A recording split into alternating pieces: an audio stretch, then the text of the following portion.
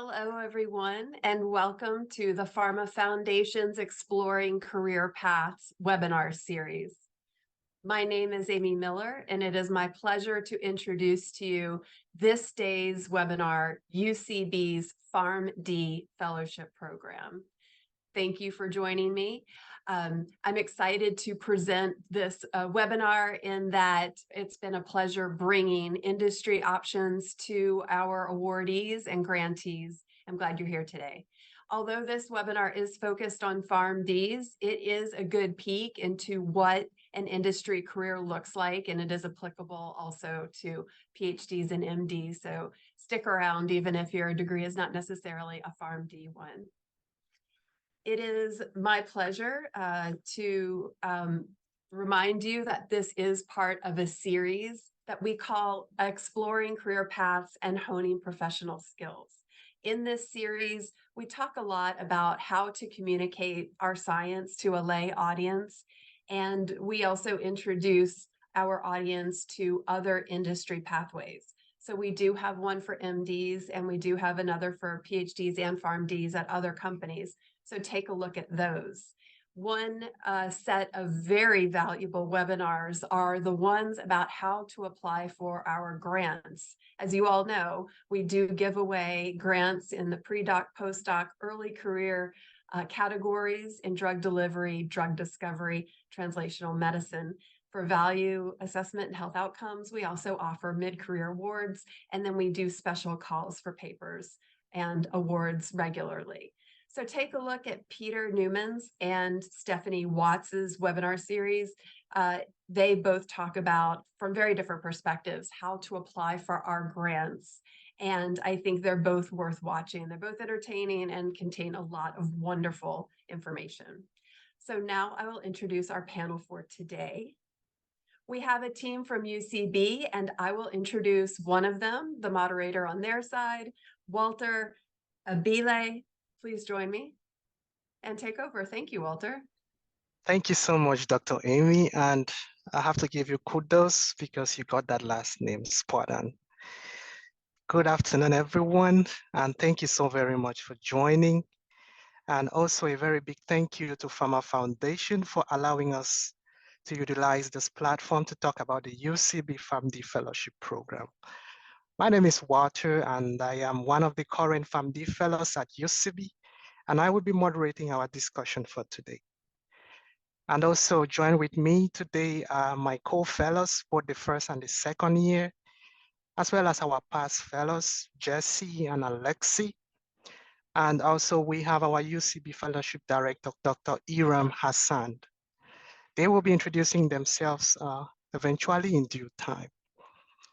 Just a quick protocol for this webinar. In case you have any questions, please just write them down so that you will not forget. Or even if you can wait at the end of the session and ask your questions, I will be more than happy to respond. Feel free to use the chat function to ask any questions throughout the presentation. And just in case you have unanswered questions or need additional information, please feel free to email us, use our website, or even connect with any one of us through LinkedIn account. So our agenda for today will include a brief overview of UCB, an overview of the UCB PharmD Fellowship Program, which includes UCB Fellowship history, the program director's perspectives, and a glimpse of the individual programs schedules. And then following will be, we'll have to talk about testimonials from our past fellows and close out with a Q&A session. As mentioned earlier, we are so lucky to be joined today on this call by our current and past fellows, as well as the fellowship director. So before we begin, I would like to do some brief introductions, starting with the current fellows and then with the fellowship director as displayed on the slide. So at this time, I will invite the current fellows to begin with Kevin. Kevin, please. Thank you, Walter. Good afternoon, everyone. Very excited to chat with you all. My name is Kevin Darko, and I'm the second year Global Regulatory Affairs Fellow. So very excited to be here today. Thank you. Megan? Hello, everyone. Thank you, Walter, and thank you to the PhRMA Foundation for having us. We're very excited to chat with you all. My name is Megan Griffin, and I'm the first year Global Regulatory Affairs Fellow. Thank you. Hi, everyone, and thank you for the PhRMA Foundation for having us. My name is Osa. I am second year Global Patient Safety Fellow.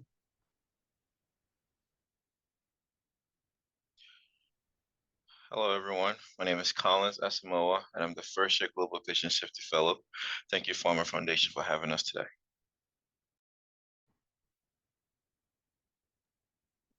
Everyone, appreciate the time we will have with you today. My name is Kelly. I'm the second year Medical Affairs Fellow, part of the Immunology Fellowship.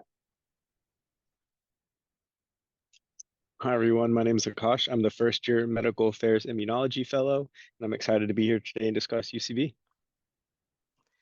And hi, everyone. My name is Walter. I'm your moderator. I am the first year Global Clinical Sciences and Operations Fellow. Well, concerning our past fellows for Jesse and Alexi, I just wanted to be patient a little bit, and we'll give them a proper introduction towards the end of the presentation. So I will welcome up the Fellowship Director for an introduction. Hi, everyone. My name is Aram Hassan, and I am the Global Regulatory Affairs Fellowship, as well as the overall Program Director. I'm excited to have this discussion with you today and teach you everything about our UCB Fellowship Program. Thank you, everyone. Thank you, Aram. So then, next we will be talking about the UCB and the UCB PharmD Fellowship Program. Without further ado, I would invite the Fellowship Director, Dr. Aram Hassan, to speak on that. So please join me welcome Dr. Aram. Thank you, Walter. So I'm going to be going over UCB as a company. So if you could advance to the next slide, please. So at UCB, everything we do starts with one question, and that's really how will this create value for people living with severe diseases now and into the future? We are a global biopharmaceutical company. We are focused on severe chronic diseases that have significant unmet needs. And by putting patients at the heart of everything we do, we enable people to live their best lives by delivering impactful solutions that patients value. And we do this in a three-pronged approach, as you can see on the left-hand part of the slide. It's kind of a cyclical pattern here, but we'll start with the patient. And so we uncover the patient's needs. And we really try to pursue a deep understanding of our patient subpopulations to develop an original scientific hypothesis. Then we move from science to solution. We try to translate these scientific hypotheses into innovative solutions, and we make sure to engage patients along this journey. And then finally, from solution to patient, we really strive for a unique patient perspective. We try to provide solutions with the highest possible impact to our patients to deliver these innovative solutions back to them living with severe diseases. Right, next slide, please. With a team of over 8,500 employees and operations in nearly 40 countries, we are truly a global biopharmaceutical company. We invest more than a quarter of our revenue in cutting-edge scientific research to meet the unmet patient needs that I just mentioned. Our global headquarters are in Brussels, Belgium, and our US headquarters are in Atlanta, Georgia. But we do have many additional US UCB sites, including California, North Carolina, Massachusetts, Washington State, as well as Washington, DC.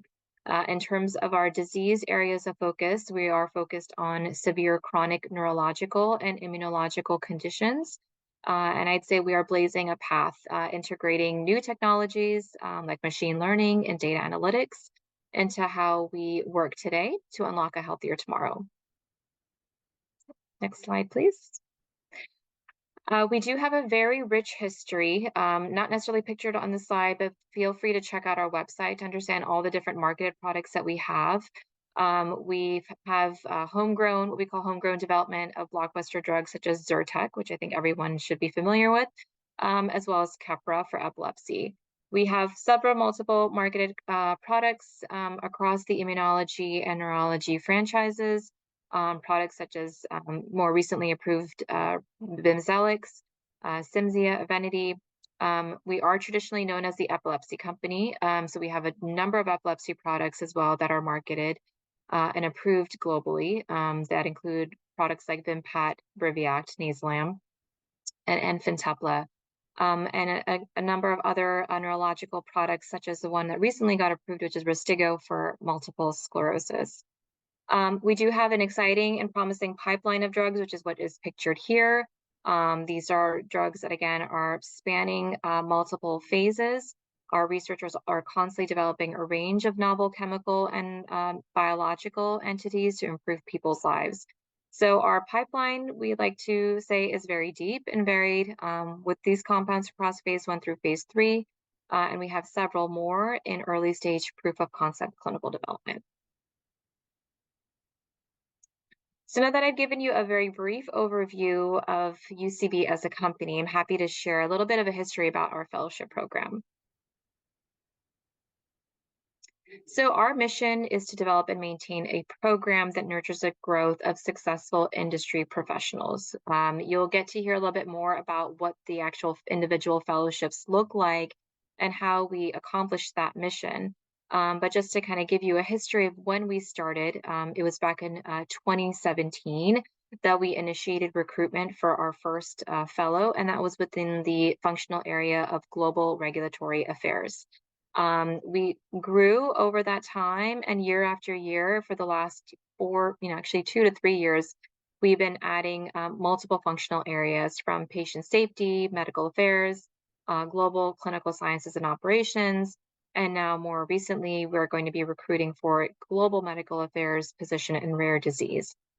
We have a number of past fellows, and these fellows have basically 4 out of 5 of them have been retained by UCB upon completion of the fellowship program. And we have a number of fellows that are currently rotating through the program who you all have had a chance to meet. Next slide. I will, want to point out there's a number of different people involved in our leadership to run the fellowship program overall. Myself, I run the GRI Fellowship and see the overall program. Catherine Wilput is the Global Patient Safety Fellowship Director. Amber Barnes is for the GCSO Fellowship, that's our clinical operations.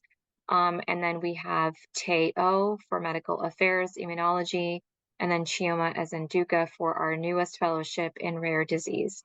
I do want to share that, this is a very robust community of individuals that help to run the program and make sure that we are operating very smoothly in a synergistic fashion. And we meet on a regular basis to make sure that the fellowships are all aligned in terms of the mission, the development of our fellows.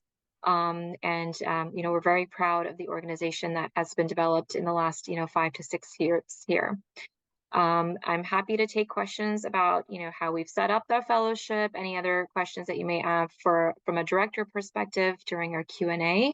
But I do want to give our fellows the opportunity to share a little bit more about the actual programs themselves, as well as give the past fellows an opportunity to share their experiences too. So with that, I will hand it over to Walter and to the remaining presentation.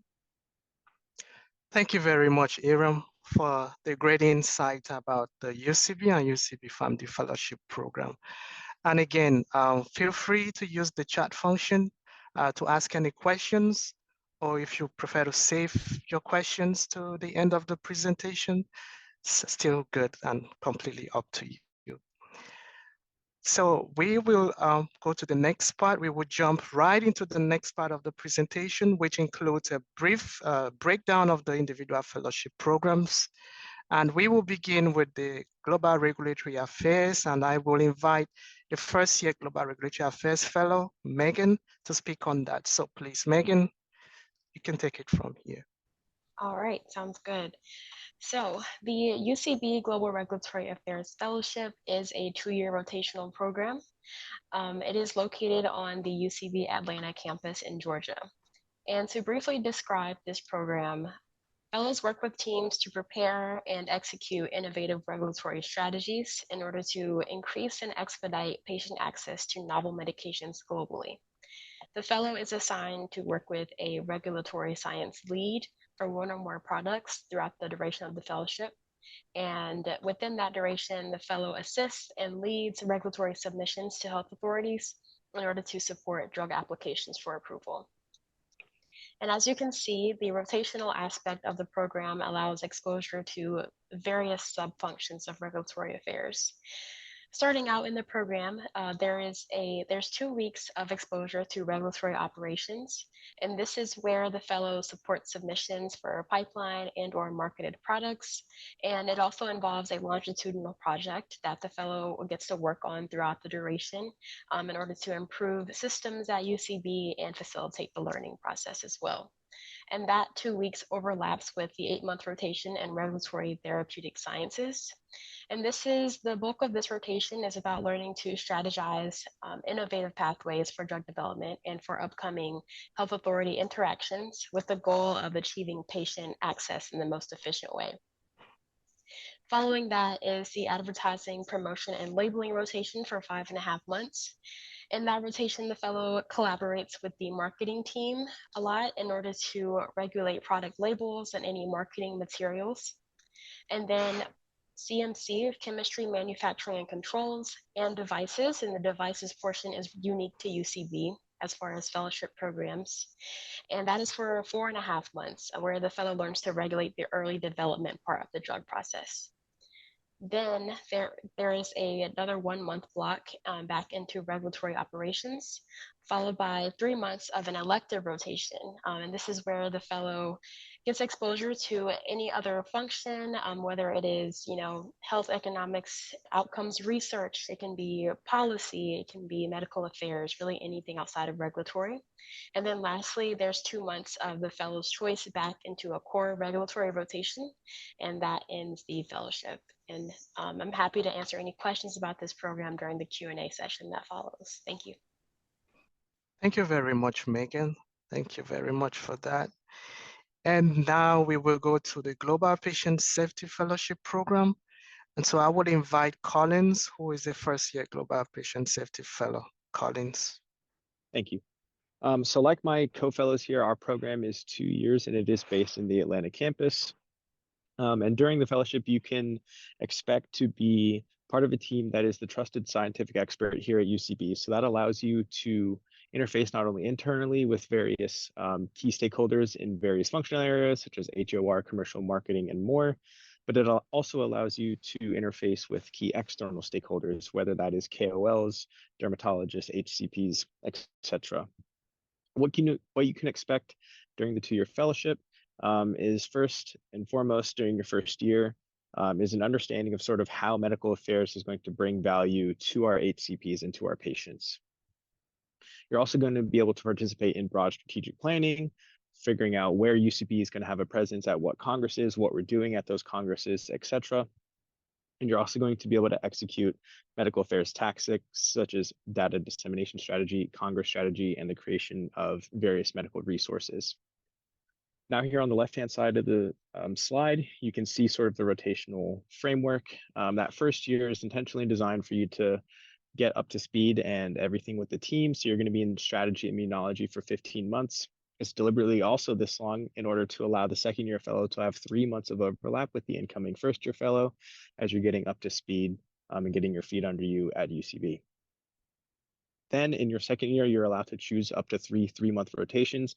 I do want to point out that this is not an all-exhaustive list. If there's a functional area that you are interested in while you are here at UCB and you decide you wanted to pursue a rotation in that is 100% possible. You can also do back-to-back blocks.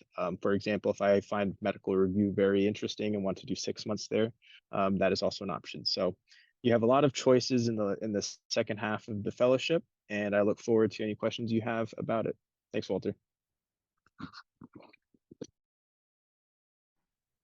Thank you very much, Akash, for the great insights. And next, we will be talking about the Global Clinical Sciences and Operations Fellowship Program. And as the first year of Global Clinical Sciences and Operations Fellow, I will speak on this section. So this, just like the others, is the 2-year fellowship program that has been designed to provide the fellow with a variety of engaging and rotational experiences that will enable them to grow their knowledge and understanding of the many cross-functional teams required to execute a highly rigorous studies with high quality and within ambitious timelines.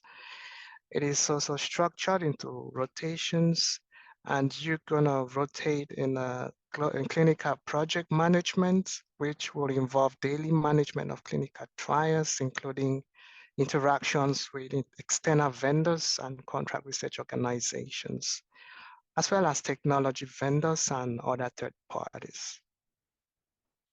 So the next rotation will be a 5-month rotation in clinical data and innovations, which will enable the fellow to leverage different various digital platforms to perform like clinical data management activities, as well as even contribute to the adoption and incorporation of the data innovation and various tools to drive diversity and equity, which with inclusions in clinical trials.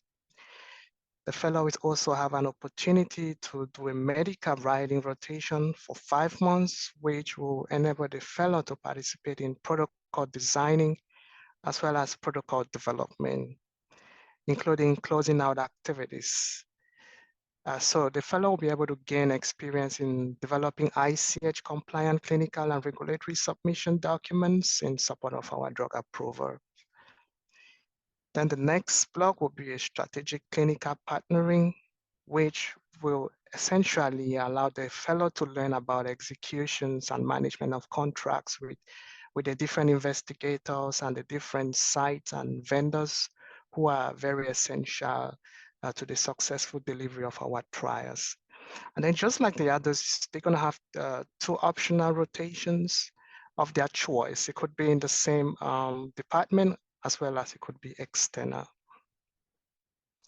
And that is briefly what I have to share concerning the Global Clinical Sciences and Operations. So the next part is for the Global Medical Affairs in Rare Diseases Fellowship, which is, this is our recent program.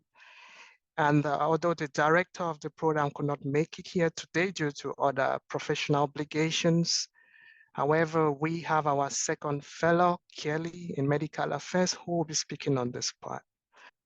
Thanks for the pass off, Walter. As you mentioned, I'm the 2nd-year Immunology Medical Affairs Fellow, so I will need to direct any program-specific questions to the Fellowship Director, Chioma, but would be glad to give a basic overview of this structure thus far. And essentially, within this fellowship program and Chioma's thoughts in designing this program, she wanted to provide the fellow the opportunity to learn, experience, as well as lead various activities involved in the dynamic functions of the Global Medical Affairs Organization. And the fellow will essentially utilize their time to learn exactly how medical affairs strategies are developed, implemented, and executed across the different indications that encompass the Global Medical Affairs team. In terms of structure, it's pretty similar to the other fellowship programs, with having various rotations over the 2 years, and this is essentially to give the fellows a broad medical affairs experience. So for the first essentially 18 months, the fellows can expect to spend most of their time working in global medical, regional medical, as well as the global medical communications team. And during that time, they'll have the opportunity to support various different activities, some of which can include that global content development, Congress planning and execution, as well as omni-channel and social media activities. These fellows will also have the opportunity to select an elective rotation of their choice, and this can be either within or outside the rare disease organization. But what truly makes this fellowship unique is being able to work in a global environment. And that essentially comes with the opportunity to be exposed to diverse stakeholders from various healthcare systems, as well as various regulatory landscapes. But with the addition of this new program, happy to say that we're very much looking forward to growing our fellow family, and I'll pass it back to Walter. Thank you very much, Kelly. Thank you so much for the great insights. And while we draw closer to the end, I know with all that has been said, I just wanted to give a brief overview of the application requirements, the application procedure, as well as the timeline. So applications are currently open and the deadline is October the 27th. What we expect from applicants, we need one copy of a letter of intent, one CV, and 2 letters of recommendations. And please, this fellowship position may only be applied through the IPHO Fellow Match Service that is on the IPHO website. Just in case, just to let you know that UCB is affiliated to IPHO. So our fellowship is affiliated to IPHO. So we have an IPHO component of this program, which also is an addition to help the fellow grow professionally. And we are happy and really fortunate that 2 of the co-chiefs of this IPHO affiliation are fellows of UCB, Osa and Kelly. And also the 2 letters of recommendation must be emailed to our email UCB PharmD fellowship program at ucb.com, no later than the deadline of October the 27th. And also to note, you don't necessarily need to have all your application materials in before you get an interview. So you can submit your application, and while pending your letters of recommendations, we can go ahead and schedule an interview with you if you are qualified. Now, as you all know, we are joined today by some of our past fellows who have successfully completed the UCB fellowship program and they got retained by the company. Without further ado, I am delighted to introduce our 2 past fellows, Dr. Jesse Kim and Dr. Alexi Gittelson. Jesse was the GRA fellow who has now transitioned to a full-time role as a GRA CMC scientist. And Alexi was the GPS, that's Global Patient Safety Fellow, who has now transitioned to a full-time role as a patient safety scientist. So without saying too much, I will allow them to speak for themselves and share their perspective and experience going through the UCB fellowship program and eventually making that transition to a full-time role in the company. So Jesse, if you don't mind going first, please. Yeah, of course. Thank you, Walter, for that great introduction. So hi again, my name is Jessie. I am currently a CMC scientist at UCB. What initially drew me to this program was it's a very unique rotational structure and the tight-knit fellow community. Specifically speaking for the GRA fellowship program, I felt that it was really rare to find a program that offers exposures to 3 primary functions in addition to elective opportunities outside of the GRA. So in our case, it was regulatory strategy, ad promo, and then CMC and device. So, you know, like as I interact more with the colleagues and then dive deeper into the industry, I've come to value this multifaceted approach even more because it's pretty uncommon to come across professionals with such well-rounded experience in all areas of a specific functional area. So I feel that in my case, having this holistic understanding set myself on a path to becoming an adept industry pharmacist. And I feel that this is really important because in our role as an industry pharmacist, leadership really isn't about the knowledge, but it is more about, you know, how you influence other people. And another standout features of the UCB fellowship program is our very intentional small community of fellows. We meticulously select only 1 fellow for each functional area so that the fellowship team can make sure that each fellow receive very undivided attention, focus, and then all our resources. So I believe that this approach amplified my both professional and personal development in a very tailored and like learner-centric environment. So lastly, what I want to say is that, you know, choosing the right fellowship program was no doubt the most challenging process, especially since, there are so many different fellowship programs out there offering, unique strength and then potential drawbacks. But, looking back, I can really confidently say that joining UCB was the best decision I made, over 2 years ago. So as you consider our programs, I really encourage you guys to start immersing yourself in our mission and objectives that, Aaron talked about earlier today, and contemplate how closely your community aligns with your sensibilities and whether our values really resonate with your ambitions. So, really best of luck to everyone who is applying for this year. And then if you guys have any questions or concerns, don't hesitate to reach out. Thank you so much, Jesse. Thank you very much. And we will just go straight away also to Dr. Alexi. Alexi, please, you have the. Thanks, Walter. Hi, everyone. Thanks to the PhRMA Foundation again for having us. So when I reflect on my fellowship, which was in global patient safety, there are a few key things that come to mind to why I would really recommend our program to students looking for a fellowship. So the first is the various support layers that were just built into my fellowship. And again, I'm talking about my experiences in patient safety, but I'm sure this is applicable to all the programs. So, when you're looking for a fellowship and you get one and you start, you might be nervous coming in, you don't know what to expect. And for me, the support that was built in was so helpful. So for example, I was assigned a buddy on my first day, and that person basically helped me with small things like around the office and whatever questions I had day to day. Then you also have the head of whatever team you're rotating with is kind of your day-to-day contact as well.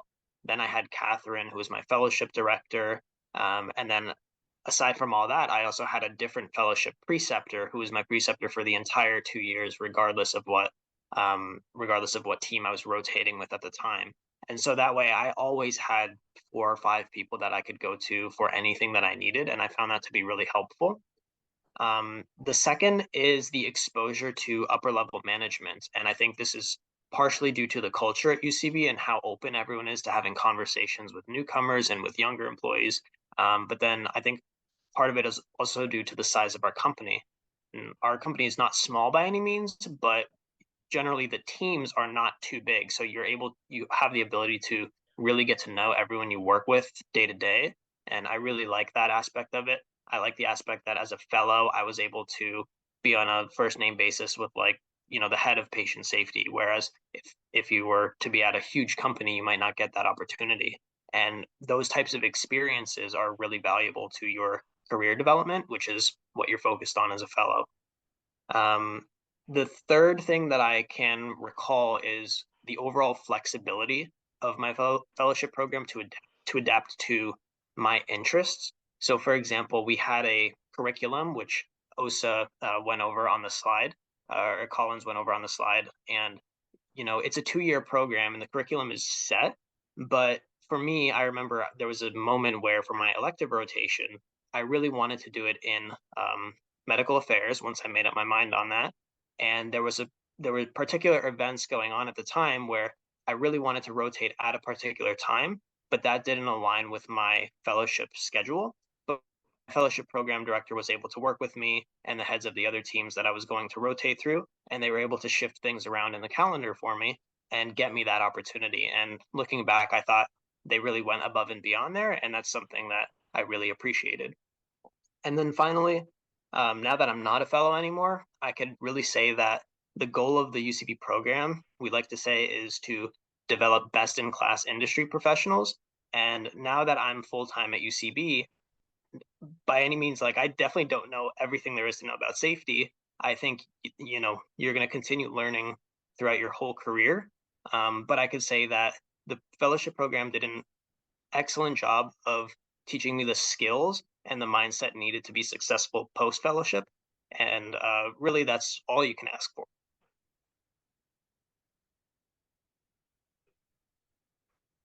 Thank you so much, Alexi. Thank you so much, Alexi. Alexi and Jesse. And once again, congratulations to both of you for securing that full-time position. Both of you are true models of an example of what a true fellow should be like.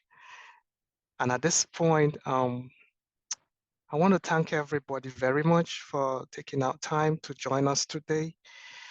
This marks the end of the presentation. And in case you need more information about our program, please, you may visit our website. Or if you have additional questions, you can also feel free to email us. And I would open up to the Q&A session. Thank you, Walter, and thank you to the UCB team. That was excellent. We do have a couple of questions in the chat. First is about citizenship. Are these programs open to students currently on an F1 visa? And can someone with a B.Pharm degree, from example, Ghana, join the program for PharmD fellows? Amy, I can answer that first question. So we can hire those on an F1 visa. So I just want to make that clarification. However, we do expect those that apply to the program to be PharmD graduates from an accredited U.S. pharmacy school. Fantastic. Why don't you, yes, please stay with me because I do have some questions I think you would be best to answer. Okay. Could you go through the process? I understand how to apply because that was in a slide, but what does the selection process look like and what makes an applicant stand out to you? Sure. I think those are great questions, Amy, and usually the million-dollar question on what makes an applicant stand out. So in terms of the process, we do have initial phone screens that are done. That's really based off of, certain categories that we're looking at across the CV and the letter of intent that we're looking at our applicants to meet.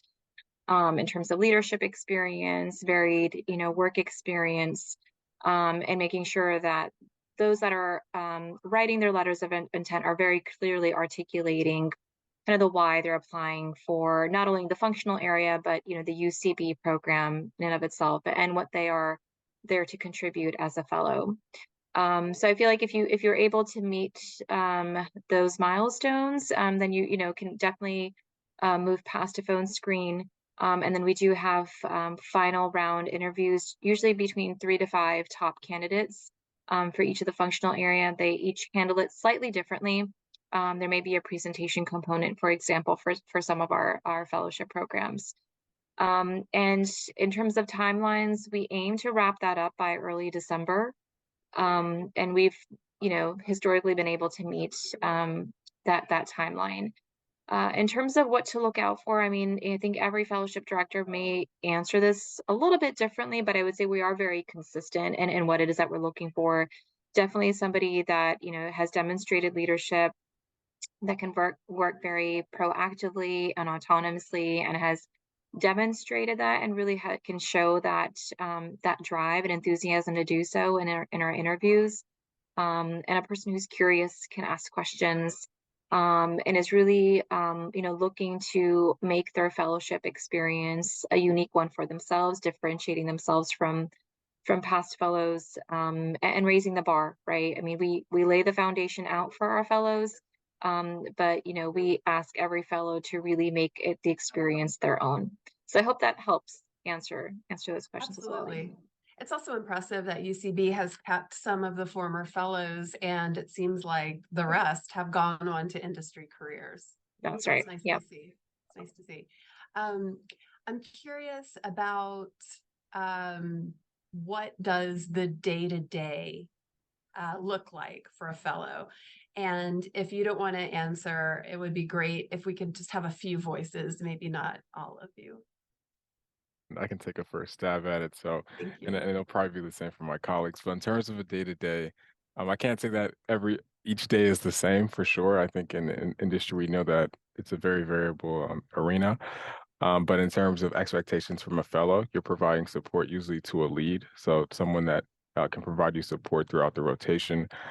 You may be given different type of assignments to conduct that are relevant to the project that you're working on. So for for me, example, I'm currently in my CMC rotation, which is chemistry, manufacturing, control. So I've been charged with authoring a lot of sections and even leading a few submissions to the agency, depending whether we'll do FDA or EMA. And so forth. But you also have regular touch bases with your preceptors as well throughout the week, and they give you an avenue to be able to ask a lot of questions because as Alexia and them mentioned, when you first start off, it's all new to you. Obviously, you have the clinical expertise, but you're here to kind of build on your functional area expertise. So they do provide you with the avenue to ask all your questions and even prepare for meetings that you'll sit in on different teams. So that way you're not just a fly on the wall, but you're actually participating in those discussions as well. So that's just a little bit of a glimpse, at least from a GRA day to day. I don't know if any other of my colleagues want to chime in on that point. Well, while someone self-nominates, Kevin, let me ask you one more question. Yeah, of course. What's been the most surprising part of your experience to date? I think the most surprising aspect for me is the visibility to leadership. You know, a lot of companies say, you know, when you start, you'll be supported and so forth. But for me, I think UCB does an excellent job of making sure that you have that support and mentorship from all the levels, from the global head down to a manager right above you, right? I think for me, that's very impressive. When you go to those larger companies, as they mentioned, it's kind of hard to get that visibility and be on a first name basis as you go up that chain. But for me, I have monthly one-on-ones with our US head, our global head, and those opportunities are not something that you get every day within your career. I think, especially starting someone so early in their career, for me, getting that advice from someone who has 20 years, 15 years of experience to say, hey, like if you could start over and you're in my shoes, what approach would you take? Or how would you handle synthesizing this information? I think for me, that's allowed me to truly accelerate my development, at least from a regulatory perspective, and even personal career-wise too. I use those avenues to kind of get career advice as well. So for me, I think that was the most surprising aspect of it. I didn't expect to have that type of visibility and connection with the senior leadership team. You're selling me on the fellowship. I want to go, but I am not qualified. I don't have a PharmD degree. I think, Amy, at this point, you're overqualified, right? But either. Akash, I see you've come on. Would you care to join? Yeah, I'd love to share my point of view from a medical perspective. And so I think Kevin hit a lot of the high points and most of the main things that I wanted to discuss, but just sort of from a medical point of view, you know, the first 3 months that I've been here largely has been a lot of training, right? But also as Kelly is transitioning away and before she starts her rotational aspect of the fellowship, I'm sort of picking up in her footsteps and all the projects and contracts that she's sort of managing. So obviously, like I said, we're the scientific experts. So there's a lot of learning in terms of like clinical trials, the clinical trial landscape, competitive landscape, and other products that are on the market. And so once you get sort of inundated with that data and really know all of it, that's sort of when you get to start experiencing the field-based aspects of our fellowship. In terms of day-to-day, I'm also managing projects that are on multiple timelines, both with internal and external stakeholders. So that's also managing our external content creators that we have contracts with for different disease state education campaigns.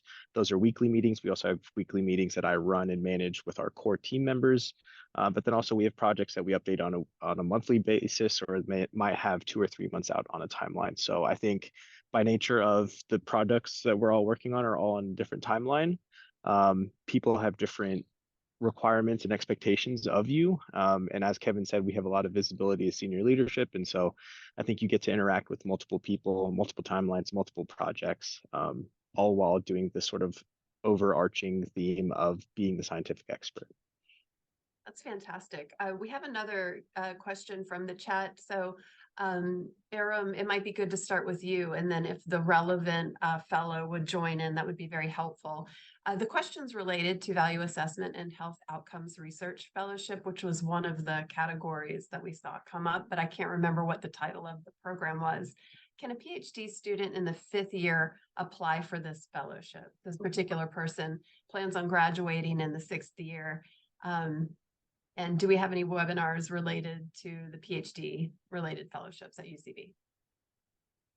Yep, so I can say that the health outcomes piece is something that's covered by our medical affairs fellowship. So, you know, Kelly or Akash, feel free to jump in on that point. As far as PhD, so this particular fellowship is PharmD graduates only.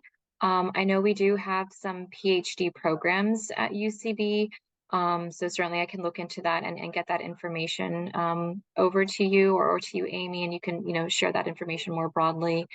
I can't speak to any future webinars that PhRMA Foundation's doing on these types of fellowships, but yeah, I think as far as PhD goes, I know we do have other types of programs that involve PhDs and MDs.